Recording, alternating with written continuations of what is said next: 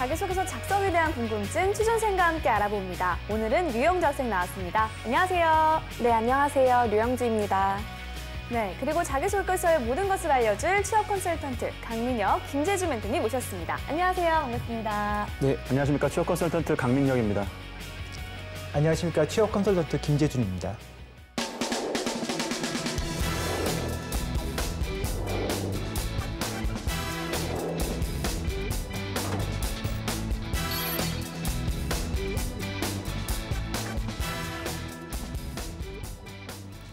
오늘은 삼성전자 DS 부분 메모리 사업부 지원자의 자기소개서 살펴볼 텐데요. 본격적인 내용을 살펴보기 앞서 간단한 채용 정보부터 짚고 넘어가겠습니다. 네, 삼성은 뭐 딱히 말로 설명할 필요가 없는 회사죠. 이런 삼성의 핵심 계열사가 바로 삼성전자 DS 부문 메모리 사업부 아닌가요? 네, 맞습니다. 네. 삼성그룹 내에서는 저도 이제 근무를 했을 당시에 예. 삼성은 전자와 후자밖에 없다라고 얘기할 정도로 전자의 그런 압도적 비중을 좀 자랑하는데 네. 그러한 전자를 좀 대표하는 그런 사업부 자체가 바로 방금 얘기하셨던 이 DS 부분의 이 메모리 사업부라고 보시면 될 것 같아요. 말이 사업부이지 웬만한 우리가 알고 있는 국내 대기업의 매출을 다 합쳐도 이 메모리 사업부의 매출을 넘기 어려울 정도로 압도적인 규모를 자랑하고 있는데요. 1990년대 초부터 반도체 분야의 1위 기업이라는 위상을 가진 엄청난 그런 사업부라고 보시면 될 것 같고요. 특히나 이제 D램이 50%, 그리고 낸드가 이제 SSD가 40% 정도의 시장 지배력을 가지고 있습니다. 흔하게 이제 반도체 같은 경우에는 저희가 직접 반도체를 구매하진 않잖아요. 네. 하지만 이제 자주 쓰고 있는 뭐 이런 휴대폰이라든지 이런 부분들에 있어서 만약에 우리 재동 씨가 해외 여행을 가게 된다면 그 안에 있는 그 사용하고 있는 휴대폰의 메모리가 2명 중 1명은 삼성 거라고 생각하시면 될 정도로 네. 뭐 압도적인 시장 경쟁력을 가지고 있는 회사라고 생각하시면 될 것 같습니다. 네, 우리 영주 학생님은 삼성전자 메모리 사업부 하면 어떤 게 떠오르나요? 이제 삼성전자의 꽃이 메모리 사업부라면 이 메모리 사업부의 꽃은 좀 D램이 아닐까 싶은데요. 이 D램이 굉장히 시장성이 좋지만 좀 단가가 너무 높다는 그런 구개적인 시각이 좀 있는 것 같은데 혹시 이런 부분에 대해서 좀 알려주실 수 있는지 궁금합니다. 일단은 제가 조심스럽게 말씀을 좀 드리면 그 가격이라는 것은 실질적인 원가만 저희가 바라본다기보다도 이 반도체 산업 같은 경우에는 사이클 산업이기 때문에 예를 들어서 굉장히 수요가 많으면 이제 공급을 늘리고 그다음에 돈을 많이 벌면 투자를 통해 가지고 더 많은 공급을 늘리다 보면 결국 또 이게 침체되는 이 사이클을 계속 반복해요. 그러한 가격 경쟁력이라는 게 단순하게 원가가 많이 들어가서 이런 측면보다도 저는 그런 사업을 이끌어가는 그 회사의 어떠한 좀 마케팅력이라든지 아니면은 별도의 이러한 좀 가격 정책이라든지 그런 부분을 갖고 가는 거기 때문에 그것을 단점으로 저희가 꼭 바라봐야 될 이유는 없다라고 생각을 합니다. 네. 그렇다면 삼성전자 DS 부분 메모리 사업부의 채용 절차는 어떤 식으로 진행이 되나요? 네, 일단 지원서를 접수하시면 서류를 보고 직무적합성을 판단하게 됩니다. 네. 그다음에 그 직무적합성에서 적합하다고 생각하는 사람을 직무적성 검사, 그러니까 GSAT 시험을 보게 됩니다. 그리고 면접을 보게 되는데요. 면접에서는 직무 면접, 그다음에 임원 면접, 그다음에 창의성 면접을 보게 됩니다. 네. 그런데 올해부터 채용 방식이 바뀌는 부분이 있다고요? 네, 그 지난해 하반기 채용부터 그 S 직군하고 E 직군 등으로 나눠서 지원을 하도록 했는데요. 올해부터는 반도체 설계하고 공정개발 등 직무 중심으로 세분화해서 채용을 진행했습니다. 반도체 공정이 더욱 복잡해지는 상황에서 직무에 최적화된 인력을 선발한다는 계획인 셈이죠. 직무 중심으로 좀 세분화한다는 부분이 달라졌네요. 네. 자, 그런가 하면 삼성전자는 삼성전자 직무 적성 검사인 G사트를 보잖아요. 이건 또 어떤 걸 평가하는 시험인가요? 일단 매년 4월과 10월 정도 되면 그 신문 뉴스에 삼성 고시해가지고 학생들이 우르르 빠져나오는 약간 그런 영상들을 매년 보고 계셨을 거고요. 바로 이게 G사 시험을 이제 응시하는 우리 지원자들의 모습인데 보통 이 삼성을 지원하는 사람들은 자소서, 면접 이런 거 고민 안 하고 이 G사에서 어떻게 합격할 수 있을까에 대한 모든 고민을 할 정도로 굉장히 난이도가 또 있고 많은 준비가 좀 필요한 그런 시험이라고 보여집니다. 네, 누구나 어려운 시험이라고 생각하는 건 다 똑같을 것 같은데요. 우리 영주 학생님은 입사 시험 중에 가장 걱정되거나 좀 피하고 싶은 게 있다면 어떤 게 있을까요? 저도 강민혁 멘토님 말씀처럼 인적성이 가장 좀 어려운데 제 G사를 지금까지 2번 정도 봤는데 2번 다 시각적 사고가 좀 많이 약해서 낙방한 경험이 있거든요. 네, 인적성이 제일 어려운 것 같습니다. 그 준비하면서 보통 몇 권 정도 풀었나요, 인적성 책을? 삼성 같은 경우는 한 2-3권 정도밖에 못 풀었던 것 같아요. 10권 정도 풀으라고 하더라고요. 네, 자신감이 없던 것도 생각합니다. 자, 그렇다면 지원자의 자기소개서를 매력적으로 바꿔줄 멘토의 특급 처방전 살펴보겠습니다.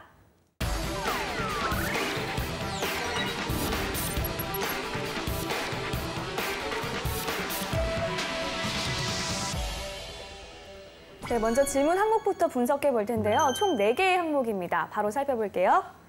1번, 삼성전자를 지원한 이유와 입사 후 회사에서 이루고 싶은 꿈을 기술하십시오. 700자 이내.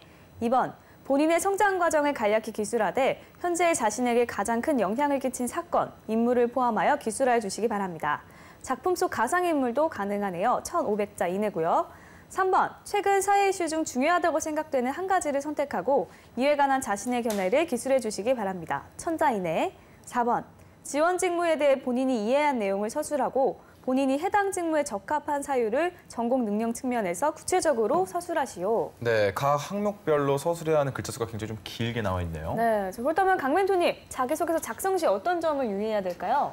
네, 일단은 인문상경기 학생들 같은 경우에는 자기소개서를 좀 더 신경을 좀 더 써줬으면 좋을 것 같고요. 네. 뭐 1번 같은 경우에는 뭐 회사에 대한 찬양을 할 필요는 없다라고 봅니다. 그래서 뭐 아무래도 뭐 삼성전자를 모르는 사람이 어디 있겠어요. 그래서 당연히 좋은 부분을 언급하겠지만은 기본적으로 좋은 측면도 언급을 하되 본인이 이 회사에서 어떤 부분을 좀 밀어 나갈 수 있는지 초점을 좀 맞추셔야 될 것 같고요. 보통 지원 동기하면 이 안에 역량도 좀 넣는 게 좋은데 4번 항목이 별도로 본인의 이제 역량을 좀 강조할 수 있는 곳이 있기 때문에 1번에서는 이제 로열티 관점으로 좀 접근해 주시면 좋을 것 같습니다. 2번 같은 경우에는 성장 과정이다 보니까 꼭 좋은 점만을 이렇게 강조할 필요는 없다라고 보여져요. 그래서 제가 늘 강조하는 건 성장 과정 이 문제가 나오면 본인의 약간 솔직함을 좀 어필하기 위해서 과거에 좀 본인이 부족했던 부분이라든지 좀 본인이 반성했던 부분들 그런 부분을 이야기하면서 좀 변화된 자기의 모습을 좀 강조하는 게 더 신뢰성이 있게 느껴지고요. 3번 같은 경우에는 불필요하게 뭐 삼성을 디스하는 뭐 그런 이슈를 잡을 필요는 없겠죠. 그리고 정치적인 문제라든지 아니면 종교적인 부분, 그다음에 이제 호불호가 갈리는 이제 국가 정책에 대한 부분이라든지 이런 부분들은 나중에 이제 면접에 가서 공격받을 수 있는 그런 질문일 수도 있기 때문에 가급적이면 본인이 지원한 산업과 관련해서 좀 무난한 이슈를 잡고 거기에 좀 더 친기업적 정서를 담아서 작성을 해주시면 좋을 것 같습니다. 4번은 이제 뭐 아까 얘기했던 대로 좀 본인의 이제 전공, 그다음에 그 비전공자가 예를 들어서 제가 이 전공 분야가 아닌데 지원하는 인문상경기 학생들이 있을 수는 있거든요. 그런 지원자라고 한다면 꼭 전공이 아니더라도 지원 직무에 필요한 역량을 좀 키우기 위해서 어떤 노력을 했는지 그런 부분 좀 담아주시면 좋을 것 같습니다. 네. 그렇다면 오히려 피해야 할 것이 있다면요? 본인의 성장 과정을 쓰는 안에 어린 시절 부모님의 영향으로라는 식으로 쓰지 않는 것이 좋습니다. 인사 담당자들은 어릴 때 환경, 부모 등 그 지원자 본인의 의지를 갖고 선택할 수 있는 사항이 아니면은 별로 관심을 두지 않습니다. 그래서 최근 3년에서 5년 이내에 경험을 쓰는 게 가장 좋고요. 그래서 대학 진학 후에 그런 경험을 성장 과정으로 보시면 됩니다. 그리고 두 번째로 자소서에 감정적이고 추상적인 표현을 많이 쓰지 않는 게 좋은데요. 아까 그 강 컨설턴트님께서 말씀하신 것처럼 그 해당 기업을 좋아해서 지원했다고 하면은 그 좋아하기보다는 좀 기업에서 좀 싫어하는 편입니다. 그래서 본인이 그곳에 그 회사에 가서 무엇을 좀 할 수 있을지에 대해서 어필하는 것이 더 좋다고 말씀드리고 싶습니다. 한 예로 그 베트남에 여행을 갔는데 삼성전자를 본 순간 뭐 가슴이 뭉클했다거나 아니면 한국을 알리는 뭐 자랑스러운 기업에서 일하고 싶다라든지 그런 내용을 쓰게 되면 자소서에서 불합격 통보를 받기 딱 좋다는 거죠. 그 대신 삼성전자에 들어가서 나 역량을 바탕으로 어떤 도움을 줄 수 있는가 그런 것 등을 알려주는 자소서가 좋다는 겁니다. 네, 지금 멘토님 말씀 듣고 뜨끔해할 지원자분들이 좀 많을 것 같은데요. 그런 점을 유의해서 쓰면 좋을 것 같습니다. 자, 그럼 본격적으로 내용 한번 살펴볼게요. 우선 첫 번째 항목은 회사의 지원 동기를 묻는 질문인데요. 소제목부터 한번 볼게요. No dangerous, yes safety. 소제목만 봐선 이 안정성과 연관이 좀 있어 보이긴 하는데 네. 구체적으로 어떤 내용일지 예측이 좀 안 되는데 우리 김 멘토님 소제목 어떻게 보시나요? 일단 소제목은 그 요약적 표현과 은유적 표현이 있는데요. 근데 보시면은 그 no dangerous 했지 않습니까? 그다음에 네. yes safety인데 dangerous는 형용사고 safety는 명사예요. 명사네요. 예, 그러니까 형용사고 명사고 좀 이렇게 통일을 해줘야 되거든요. 그래서 no danger로 바꿔주시던지요. 그렇게 좀 바꿔주시면 좋을 것 같고 그리고 소제목만 봐서는 나는 위험은 언제나 피하고 안전만 추구하겠다. 이제 그런 의미로 또 들릴 수가 있거든요. 예, 그래서 그럼 소제목이 이제 궁금해서 이제 미끼로 낚는 은적 표현으로도 보일 수 있어요. 네. 그래서 예, 근데 대기업 담당자들은 그런 은적 표현을 별로 좋아하지 않습니다. 그래서 예, 요약적 표현을 해주시는 게 더 좋습니다. 네, 알겠습니다. 자, 그럼 실제 내용은 어떨지 제가 한번 읽어보겠습니다. No dangerous, yes safety. 저는 어릴 때부터 뛰어놀기 좋아하던 활동적인 아이였습니다. 크고 작은 사고들을 겪었던 저에게 부모님은 항상 첫째도 안전, 둘째도 안전을 강조하셨습니다. 이처럼 안전의 중요성을 몸소 깨우치며 자란 저에게 삼성전자는 매력적으로 다가왔습니다. 최근 삼성전자 반도체 공장의 인명사고는 0건, 인명사고가 사라진 데에 대한 경력금으로 반도체 협력사 직원들에게 180억 원이 넘는 성과급을 지급해줬다는 점에서 삼성전자가 직원들을 위해 얼마나 안전에 신경 쓰고 직원들을 대우해주는지 알 수 있었습니다. 이는 제가 삼성전자 메모리 사업부에서 무엇보다 안전을 추구하는 공정기술자가 되고 싶다고 결심한 계기가 되었습니다. 반도체 8대 공정에서 화학물질이 안 쓰이는 곳은 없습니다. 액치 공정만 하더라도 쓰이는 가스와 액체가 독성, 부식 성능을 띠고 있습니다. 이는 반도체 공정에서 위험에 노출될 가능성이 크다는 것을 뜻합니다. 이를 위해 화학공학도로서 배운 화학 재료, 반응 설계 지식을 적극적으로 활용하여 위험에 대비하고 연구한다면 반도체의 공정 효율 또한 증가할 것입니다. 반도체 지식에 대한 부족한 부분은 사내대학 등의 교육 기회를 활용해 채워넣겠습니다. 이를 통해 메모리 사업부의 안전을 책임질 수 있는, 더 나아가 삼성전자의 반도체를 책임질 수 있는 삼성인이 되겠습니다. 네, 지원자 자신의 이야기와 함께 이 안전이라는 소재로 좀 쓴 것 같은데 우리 강 멘토님 어떻게 보셨나요? 일단 저는 이렇게 어렸을 때 이야기하는 사람을 이렇게 쏙 좋아하진 않아요. 이렇게 다 누구나 이런 추억을 가질 수는 있는데, 근데 다행이라는 것은 어렸을 때 추억을 바탕으로 꺼냈던 키워드, 이 안전이라는 단어가 나쁘지가 않아요. 그리고 이 지원자가 이야기하는 전공과 본인이 하고자 하는 일, 그리고 그 분야의 앞부분에서 이야기했던 이런 안전이라는 키워드가 저는 굉장히 잘 매칭된다라고 보여집니다. 다만 그 앞부분에서 이야기하는 직원들에게 180억이 넘는 성과급을 지급해줬다는 점, 안전을 굉장히 중요시 여기는 회사라는 이미지를 단순하게 꼭 이러한 부분으로만 어필할 것이 아니라 어떠한 과정에서, 어떠한 공정에서, 아니 어떤 것까지 신경 쓰는 약간 그런 측면으로 잡아가지고 본인이 그런 역할을 더 해낼 수 있다라고 이야기하는 게 좀 더 저는 더 적합해 보이고요. 그리고 이제 맨 마지막에 그 메모리 사업부의 안전을 책임질 수 있는, 더 나아가 삼성전자 반도체를 책임질 수 있는 삼성인이 되겠다라고 했는데, 우리가 보통 이런 비전을 이야기할 때는 본인의 역할과 아이디어 그리고 목표가 회사의 어떠한 구체적 목표와 연결되는지를 증명하는 거거든요. 근데 여기 나와 있는 것처럼 자랑스러운 삼성인이 되겠다라는 것은 회사의 구체적인 목표도 아니고 본인의 어떠한 구체적인 아이디어나 그런 비전이라고 보기도 좀 어려워요. 그래서 물론 이 부분을 우리 학생들이 제일 어려워하는 건 알고 있지만 그런 부분을 좀 더 담아냈으면 좀 더 좋은 자소서가 아니었을까 생각이 듭니다. 알겠습니다. 자, 그렇다면 이 항목만 놓고 볼 때 두 분의 합격 불합격 여부를 판정해 주신다면요? 이공계 학생이라는 점을 감안하고 네. 제가 오랜만에 방송하고 있다는 측면을 고려해서 합격을 주겠습니다. 오랜만에 방송의 이미지를 좀 고려하신 건가요? 아이고요. 역시 네. 예. 속세적이시네요. 네, 분위기가 중요합니다. 분위기가 중요해요. 네. 김 멘토님? 예, 저는 불합격을 주고 싶습니다. 예. 왜냐하면은 이 친구가 이제 화학 직무 전문가로서 이제 성장할 거잖아요. 근데 안전보다는 그런 본인의 전공을 가지고 더 할 게 많거든요. 근데 굳이 안전에 대해서 신경 쓰겠다는 거는 별도 이제 그 회사 안에 환경안전팀이라고 따로 있습니다. 예, 그래서 그것보다는 본인이 그런 뭐 액칭이나 뭐 식각 공정에서 뭔가 화학적 전공을 통해서 보다 더 높은 그 역량을 발휘하겠다. 그런 식으로 서술하는 게 더 좋지 않았나 그렇게 보고 있습니다. 네. 자, 그러면 다음 항목도 한번 살펴보도록 하겠습니다. 이 지원자의 성장 과정에서 가장 큰 영향을 끼친 인물에 대해 묻는 질문인데요. 지원자는 누구를 꼽았을지 소제목부터 한번 볼게요. 내게 열정을 불어넣어준 사람, 형, 실패를 통해 배운 협력. 네, 지원자는 자신에게 가장 큰 영향을 준 사람으로 형을 뽑았습니다. 우리 영주 학생님은 이런 점을 받았을 때 누굴 꼽으실 것 같아요? 저는 그 허드슨 강의 기적을 일으킨 체슬린 설렌버거를 꼽을 것 같아요. 그 조직 행동론 강의에서 이제 봤던 그 자기관리 역량이라는 그 부분이 되게 인상 깊어서. 네. 알겠습니다. 자, 그러면 우리 자소서 내용 좀 궁금한데요. 제가 읽도록 하겠습니다. 내게 열정을 불어넣어준 사람, 형. 저의 형은 저와 비교당하기 일쑤였습니다.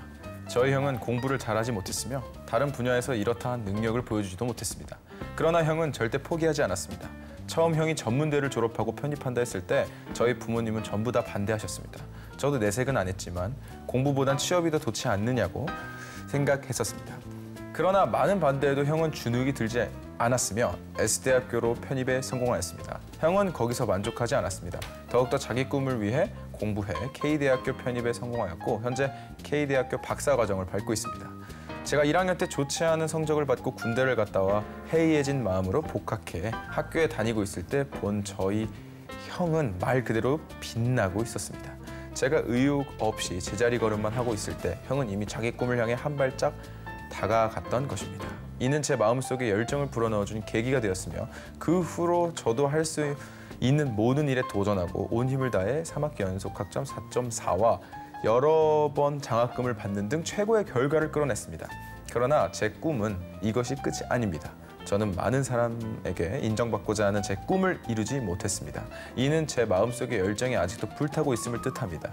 이 열정을 가지고 삼성에 입사해 저의 능력, 더 나아가 삼성의 능력을 세계적으로 알릴 수 있는 공정기술자가 되겠습니다. 실패를 통해 배운 협력.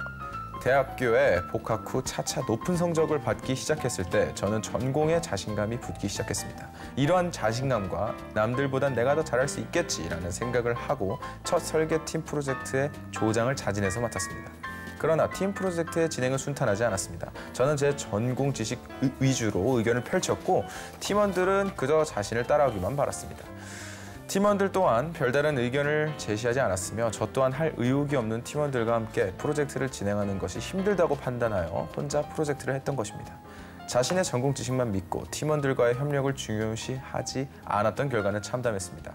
반응기의 설계가 비효율적인 방향으로 설계되는 등 최악의 결과를 낳아 낮은 점수를 받게 되었습니다. 그러나 저는 낙담하지 않았습니다. 이 실패 경험을 통해 혼자 이끌어 나가는 것이 아닌 의견의 다양성을 인정하고 받아들이는 것, 문제를 다양한 각도에서 보는 것, 그리고 서로 소통하고 협력하여 문제를 해결해 나가는 것이 조직에서 얼마나 중요한지 배웠습니다.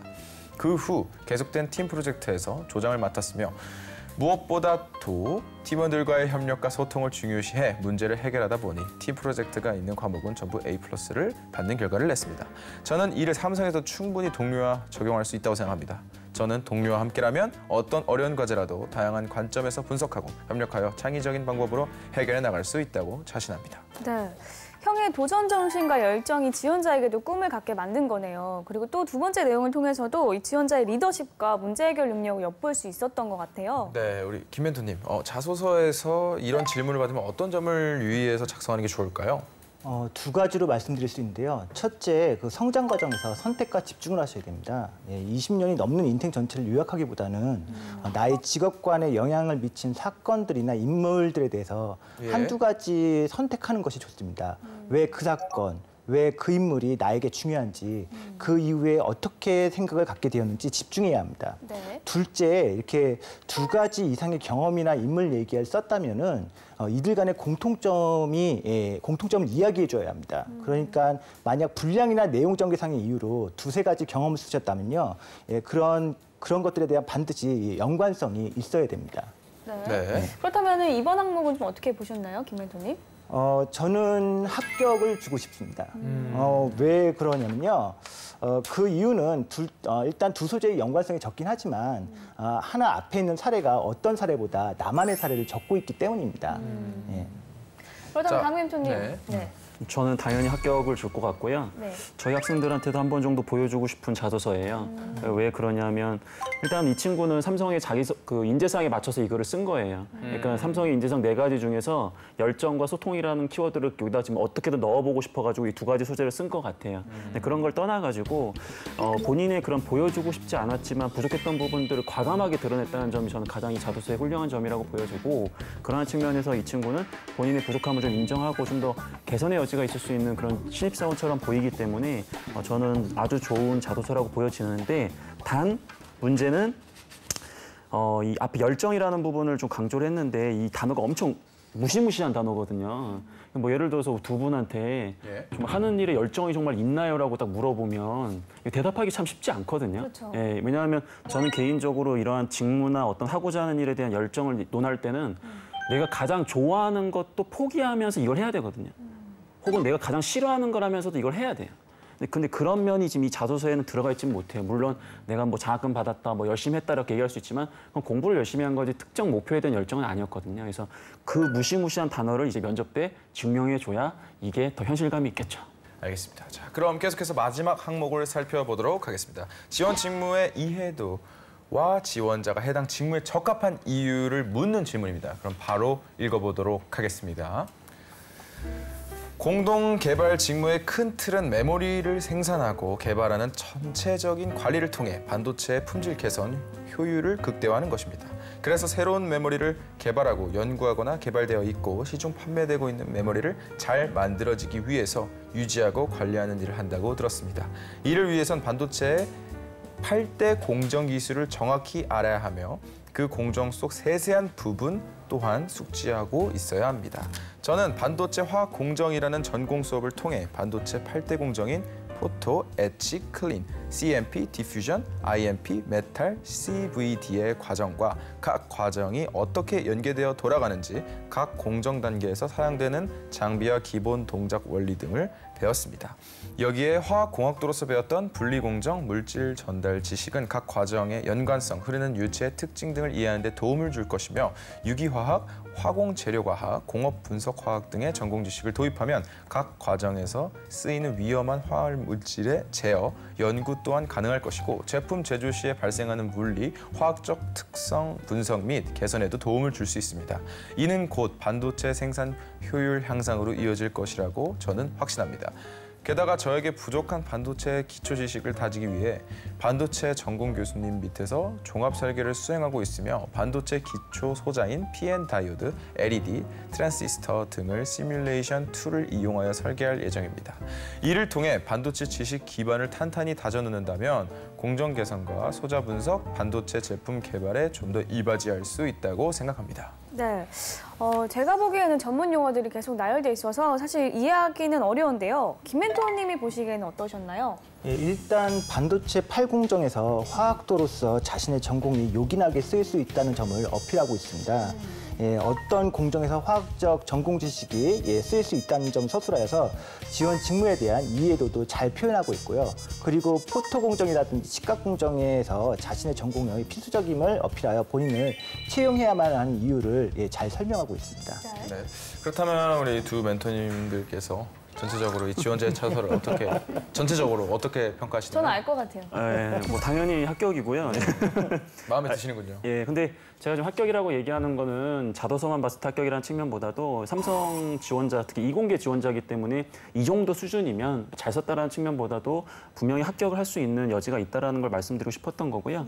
그다음에 지금 이 친구 같은 경우에는 이 항목에서 논리가 괜찮은 것 같아요. 그러니까 이런 역할을 해야 되기 때문에 이런 역량이 필요하고 나는 그러한 것을 어떠한 루트를 통해서 배웠고 그리고 이걸 바탕으로 무엇을 할 수 있다. 논리가 굉장히 마음에 들거든요. 예. 단 이 친구에게 한 가지 개선점을 좀 전달한다면 이런 지식이라든지 역량에 대한 부분을 전달할 때는 본인이 어느 정도 수준이다라는 것을 좀 간접적으로라도 증명을 해줘야 돼요. 그러니까 내가 이런 부분을 공부했고 어떠한 성과를 냈다. 그 성과라는 것은 정량적으로 학점일 수도 있고 어떠한 학회에서 얻은 무슨 상일 수도 있는 거잖아요. 혹은 이런 정량적인 부분을 언급하기 어렵다면 최소한 본인이 이 교육 과정에서 어떤 부분을 정확하게 이해했는지 예를 들어서 8대 공정에서 공부하다 보니까 어떤 부분이 가장 중요하다는 것을 스스로 깨달을 수 있었다. 이런 식의 표현을 통해서 평가적으로 하여금 이 친구가 이 교육 과목을 배웠는데 이 정도는 이해하고 있구만. 이런 느낌을 줘야 된다는 것을 꼭 강조하고 싶습니다. 네. 자, 이렇게 해서 지금까지 삼성전자 DS 부분 메모리 사업부 지원자의 자기소개서에 대한 멘토의 특급 처방전 전해드렸습니다.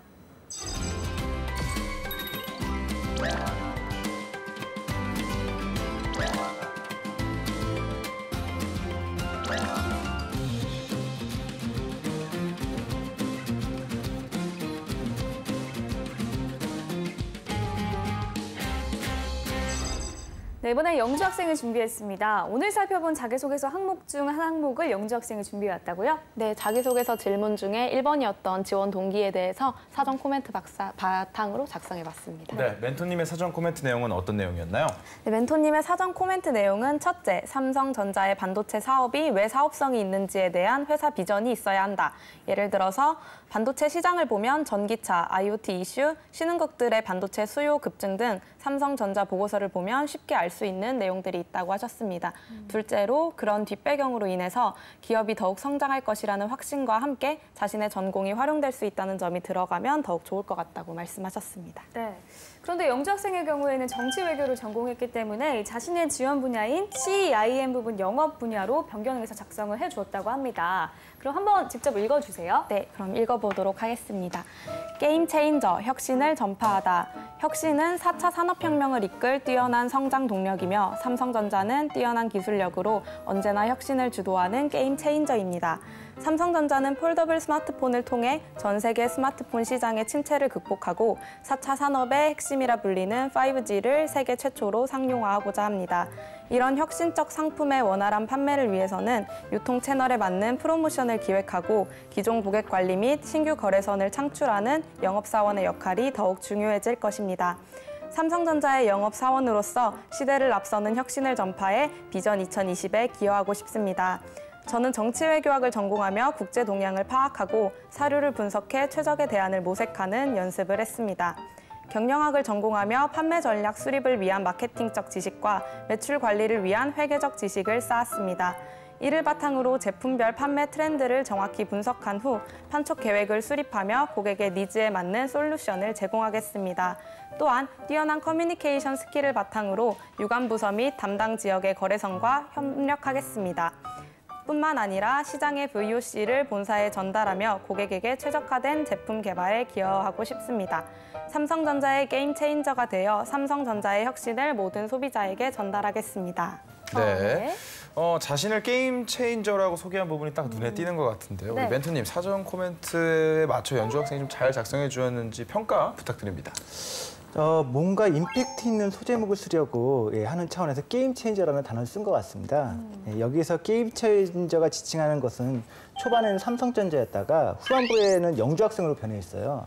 그래서 경영에서 기존의 시장에 엄청난 충격을 가할 정도로 혁신적인 아이디어를 가진 사람을 가리키는 용어로 게임 체인저라는 말을 쓰거든요. 그래서 예를 들어 스티브 잡스라든지 아니면 마크 저커버그 같은 사람을 가리킵니다. 만약 게임 체인저가 삼성전자이면 소제목을 게임 체인저의 또 다른 혁신을 불어넣다라든지 뭐 그런 방식으로 고쳐주는 것이 좋을 듯하고요. 만약 게임 체인저가 영주 학생이면은 그대로 써도 무방할 것 같습니다.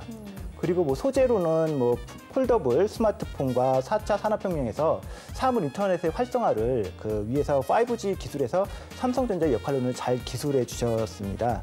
지금 뭐 그렇게 부족한 부분은 없는 것 같고요. 근데 막 이제 여기저기 뭐 좋은 말을 쓰려고 막 이제 그 단어들과 용어들을 끌어들인 것 같아요. 근데 그것들이 좀 유기적으로 이렇게 좀 조직력을 좀 갖지 못하고 약간 좀 이렇게 흩어지는 듯한 그런 느낌을 갖고 있거든요. 그래서 이것저것 막 단어들을 막 끌어들이는 것보다 본인이 어떤 말을 할 건지에 대해서 그런 단어들을 좀 적절히 골라가지고 한 방향으로 좀 통일하는 게 더 좋을 것 같습니다. 네. 자, 이렇게 해서 영주 학생의 자기소개서까지 살펴봤습니다. 그런데 오늘 여러 번 언급됐듯이 글로벌 반도체 시장의 최고 이슈는 아무래도 4차 산업혁명이잖아요. 여기에 삼성전자도 아무래도 관련 인력을 계속해서 늘리고 있는 측면이 있는데요. 이것과 관련해서 삼성전자 메모리 사업부를 지원하는 취준생들이 꼭 알아야 하는 점이나 뭐 미리 공부하면 좋은 팁 이런 것들이 있을까요? 네, 뭐 4차 산업혁명에 반도체가 어떻게 활용되느냐에 대한 이런 기초적인 지식을 학습하는 것은 기본인 것 같아요. 근데 다른 것도 아니고 삼성전자를 지원하는 우리 지원자들이라면 반도체가 어떠한 것에 끌려다닌다는 느낌이 아니라 반도체이기 때문에 오히려 새로운 것들을 더 만들어낼 수 있다는 관점으로 좀 시각을 많이 변화하는 연습을 많이 해야 될 것 같아요. 그러니까 일반적으로 우리가 뭐 지금 생각해 보면 저희가 지금 주머니에 다 노트북보다 더 비싼 스마트폰을 갖고 다닐 거라고는 아무도 예상을 안 했거든요. 물론 그 스마트폰의 발달이 뭐 나중에 이제 4차 산업혁명과 비교되면서도 많은 얘기가 되겠지만 기본적으로 반도체에 대한 것을 단순한 디바이스의 그런 한계로 가둬두지 말고 오히려 굉장히 새로운 것들을 더 해낼 수 있는 그런 좀 창의적 생각을 갖는 연습을 좀 더 많이 하시는 게 좋을 것 같습니다. 네. 취준생분들 멘토님께서 말씀하신 것처럼 기업의 현 상황과 미래를 잘 파악하고 자신이 그 직무에 꼭 필요한 인재라는 사실을 충분히 어필했으면 좋겠습니다. 네. 자, 오늘은 삼성전자 DS 부분 메모리 사업부 지원자의 자기소개서 살펴봤습니다. 탄탄한 자기소개서로 취업의 꿈을 이루기를 바라면서 DIY 자기소개서 오늘 순서는 여기서 마치겠습니다. 감사합니다.